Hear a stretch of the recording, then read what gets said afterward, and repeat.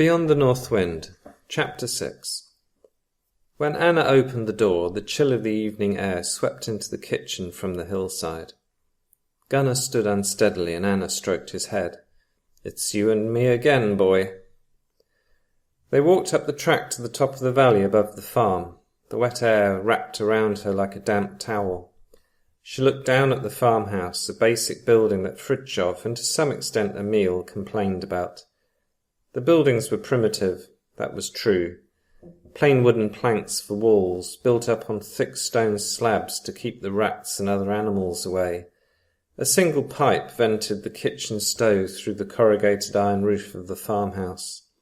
Shining in the mist, it was more like a barn. Poorly insulated, draughty and frozen in the winter, but it was hers, and she would keep it. There was a wooden sign on the side of the farmhouse by the door, next to the red metal postbox emblazoned with a golden post horn, Nordstrom. The white letters were painted on black, with the elevation of the place painted underneath, 500 metres. Her father had been a trekker, obsessed with altitude, halfway between the giants who lived in the mountains, he liked to say, and the trolls who lived under the bridges over the fjords. She continued up the hill through the woods, pausing often for Gunnar to follow. Sheep skipped away as she approached, bells clanging and ringing around their necks.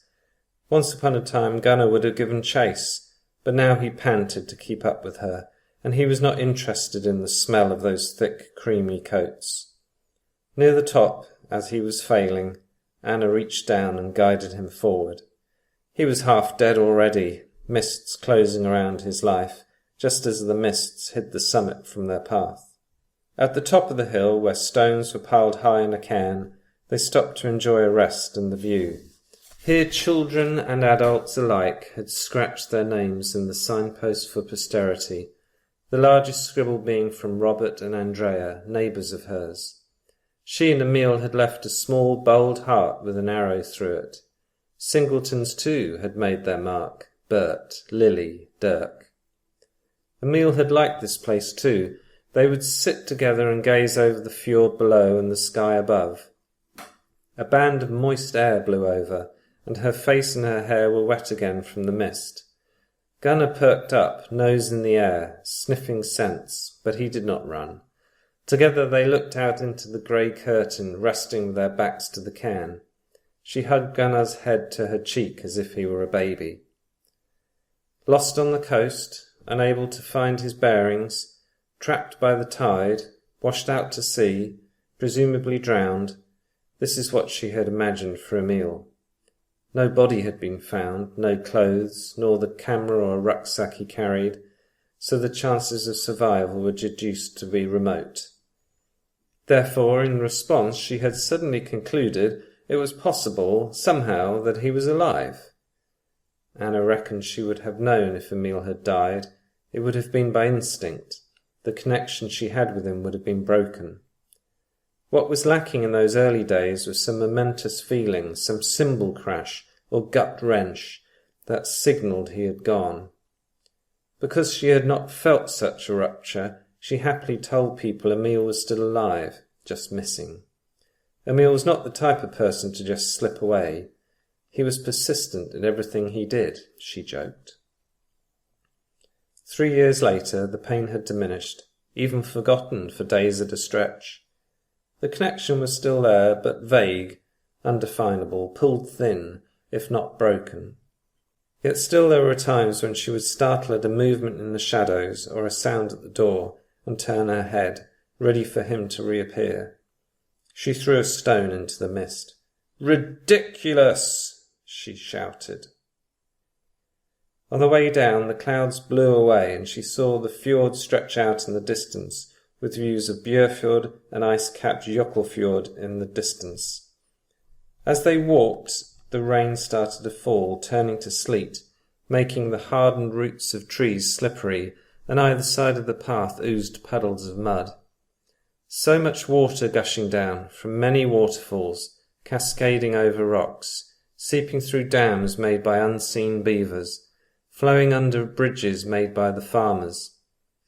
The cold was persistent and crept into her coat and boots. At one point during her descent, Gunnar slipped and stayed still, eyes closed. She helped him up and wished she was stronger so that she could carry the huge dog home. Gunnar looked at her with sad, rheumy eyes. "Don't go," she said. "Let me get you comfortable first." Back at the farm, Gunnar rested in his basket in the kitchen, covered with his red blanket. He did not look up when she pushed the bowls of food and water near his nose. Outside, the rain turned to sleet.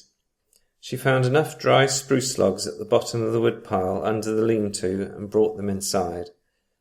The firewood lit well enough in the tile stove in the kitchen, and she helped the blaze along with small sticks and pages of the Folkbladet, the regional newspaper. The stove began to draw air and the fire increased. She rested on the floor, caressing Gunnar's head, staying with him as the evening darkened and the sun slipped behind the horizon. Gunnar did not want to eat. She raised a cup to his mouth and the water dribbled down his chin. After her supper, a potato and leek soup that was almost the last of her food, she got ready for bed. Gunnar walked with her to the bedroom and climbed one last time into her bed. She wrapped him in a blanket and he went to sleep. In the early hours, after a short night when she only half slept, she woke up and looked outside. The sky was lit with a continual glow. She looked at Gunnar's body and listened for his breathing. She did this often throughout the night, cat-napping for an hour or so each time, or sitting on the bed, or pacing the room. Then at one check, her head poised over Gunnar's head, she heard nothing and she froze. Gunnar's chest was warm but still. She recoiled from the body and stood in the bedroom doorway. Gunnar lay stretched out in the faint morning light. She swallowed her courage and walked to the bed, reached out and closed his eyes. He looked peaceful now, but she noticed a smell coiling up into her nostrils, of damp fur, of intestinal gas, of hot and sticky blood, and she saw the stain on his muzzle and the darkened sheets. She retreated to the living room where she shivered, rocking in her chair, tears falling from her face. She heard the silence echoing around the farm. She was the lost child, naked in the cold, terrified, abandoned, shouting at the walls. "On my own again!" she hurled at the implacable sky, at Emil's photographs. Fists grabbed her hair, nails scratched her scalp. She kicked the rugs and slapped the furniture with her hands. Her head was hot, her eyes blinded by tears. "There is nothing for me!" she shouted. She held herself, arms wrapped around her body. "Must everyone go?" she wailed. When she was exhausted and quiet, she got up and took out the bottle of brandy. She poured a slug into another cut glass tumbler. Then she took Gunnar's blanket from his basket, wrapped it around herself, and lay down on a woolen rug in the kitchen. The night wore on as the brandy burnt her throat.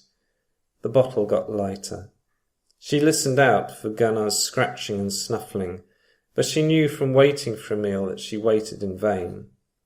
Eventually she became too tired to move, and lay with her face on the floor, curled up like a child, watching her breath evaporate on the tiles.